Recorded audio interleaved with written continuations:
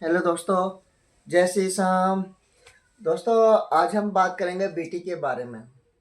हमने last time आपको बताया था, जो मैंने लास्ट टाइम वीडियो अपलोड की थी, कि पक्की रजिस्ट्री पे हम लोन ले सकते हैं, मकान खरीदने के लिए लोन ले सकते हैं, बने हुए मकान पे लोन ले सकते हैं, या फिर अगर खाली प्लॉट लेना हो, खाली प्लॉट खरीदने के लिए लोन ले सकते हैं। तो आज हम बात करेंगे बीटी। बीटी क्या होता है? Balance transfer. अगर आपका किसी एनबीएफसी कंपनी या फिर बैंक में ज़्यादा आरओआई पे लोन चल रहा है, तो उसको कम कराने के लिए हम किसी दूसरे बैंक में अप्लाई करते हैं, उसको हम बीटी कहते हैं।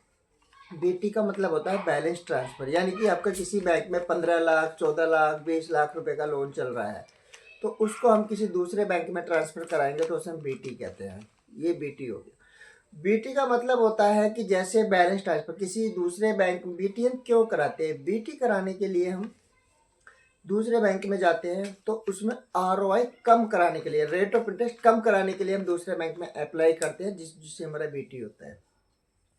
20 लाख रुपए का लोन हमारा किसी एनबीएफसी कंपनी मान लेते हैं, हीरो हाउसिंग फाइनेंस में चल रहा है। उसमें हमारा रेट ऑफ इंटरेस्ट आ रहा है 15%, 12%। हम क्या करेंगे, मथूट हाउसिंग फाइनेंस में हम इसको अप्लाई करते हैं कि भाई मेरा उस पर रेट ऑफ इंटरेस्ट इतना चल रहा है, और हमें जो है यहाँ पे आप क्या आरओआई दोगे। वो वहाँ पे जो एजेंट होता है वो कहता है कि मैं आपको 10% का आरओआई दे दूंगा। तो अगर वहाँ पे आपका 12 का चल रहा है तो आपको 2% का प्रॉफिट होता है। 2% आरओआई का प्रॉफिट अगर आप कैलकुलेट करेंगे तो हो सकता है 4 लाख रुपए आए, 5 लाख रुपए आए, क्योंकि आपकी ये जो ईएमआई होती है लॉन्ग टाइम के लिए होती है, 15 साल, 20 साल, 25 साल। तो आप 6 महीने बाद एलिजिबल हो जाते हो बीटी कराने के लिए। तो ये मैं आपको बता रहा हूँ बीटी कैसे करते हैं। बीटी करने के लिए दोस्तों रिक्वायरमेंट डॉक्यूमेंट्स की वही रहेगी जो आपके डॉक्यूमेंट्स थे, लेकिन उनमें 3-4 डॉक्यूमेंट्स एक्स्ट्रा आपके लग जाएंगे। 3-4 डॉक्यूमेंट्स एक्स्ट्रा कौन कौन से लगेंगे जो आपको लेने पड़ेंगे बैंक से? पहला डॉक्यूमेंट जो एक्स्ट्रा होगा वो होगा एलओडी। एलओडी का मतलब होता है list of documents. List of documents का मतलब ये होता है आपने जो पहले बैंक से लोन लिया है उसमें कौन कौन से डॉक्यूमेंट्स अपने ओरिजिनल सबमिट किए हैं, वो आपको लाके दूसरे वाले बैंक में आपको वो सबमिट करना पड़ेगा। पहला ये हो गया। दूसरा होता है एसओए। एसओए का मतलब होता है स्टेटमेंट ऑफ अकाउंट, यानी कि जो आपने उसमें लोन अमाउंट कैसे कैसे आपने जमा किया है, टाइम पे जमा किया है, नहीं किया है। जैसे हम हिंदी भाषा में बैंक से स्टेटमेंट निकालने के लिए बोलते हैं, बैंक स्टेटमेंट हो गया। तो उसी तरह से बैंक से जहाँ लोन आपका चल रहा है वहाँ पे जो है एसओए होता है। एसओए का मतलब होता है, अभी मैंने आपको बताया था, स्टेटमेंट ऑफ अकाउंट, यानी कि जो आपका वहाँ पे भी एक अकाउंट नंबर होता है आपका, वहाँ से आपको स्टेटमेंट लाके दूसरे बैंक में सबमिट करनी है। 2 डॉक्यूमेंट्स हो गए। तीसरे डॉक्यूमेंट्स की बात आती है फोर क्लोजर। फोर क्लोजर का मीन्स क्या होता है? फोर क्लोजर का मीन्स ये होता है कि फोर क्लोजर जो इतना भी आपका बैलेंस रुका हुआ है वहाँ पे विद इंटरेस्ट के साथ में, वो आपको डेट मेंशन करके एक डॉक्यूमेंट्स देंगे कि भाई हमें जो है 31 तारीख तक, मान लो आपको 25 तारीख को उसने डॉक्यूमेंट्स दिया कि भैया 31 तारीख तक जो मेरा आपके पास में बैलेंस है, 15 लाख है, 12 लाख है, 10 लाख है, वो आपको डॉक्यूमेंट्स दे देंगे। आप उस डॉक्यूमेंट्स को भी ले जाके मथूट हाउसिंग में जहाँ से आप लोन करा रहे हैं वहाँ पे उसको सबमिट कर देंगे।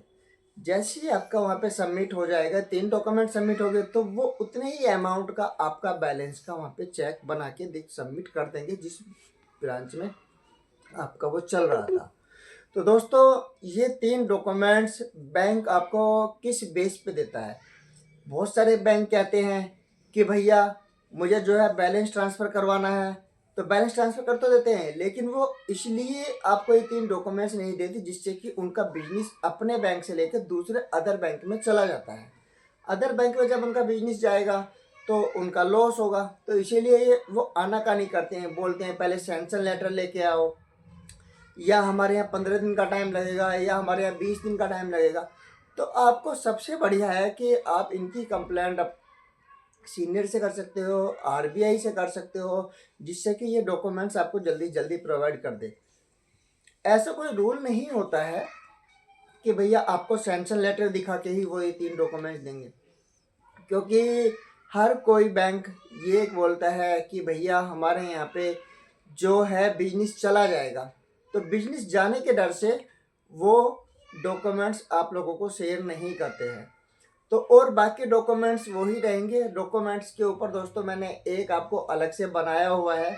बैलेंस ट्रांसफ़र का मतलब मेरा यही था कि एक केस आया था जिससे कि वो डॉक्यूमेंट्स देने से मना कर रहे थे। क्या क्या डॉक्यूमेंट्स चाहिए होते वो मैंने अभी आपको बताया। और बैलेंस ट्रांसफ़र होने पर दोस्तों कस्टमर का ही फ़ायदा होता है, बैंकों को लॉस होता है। इसीलिए जिस बैंक में आपका या जिस एनबीएफसी कंपनी में आपका चल रहा है, उस एनबीएफसी कंपनी से जो है आप बेटी कराने की कोशिश करते हैं। जितने ज़्यादा से ज़्यादा आप बेटी कराएंगे 6 महीने 1 साल के बाद, उतना ही आपका आरओआई कम होता चला जाएगा, उतना ही आपके ऊपर ईएमआई का बोझ कम आएगा। तो दोस्तों मेरी ये वीडियो पसंद आई हो तो आप इसको लाइक कीजिए, शेयर कीजिए और कमेंट ज़रूर कीजिएगा। जय श्री राम दोस्तों।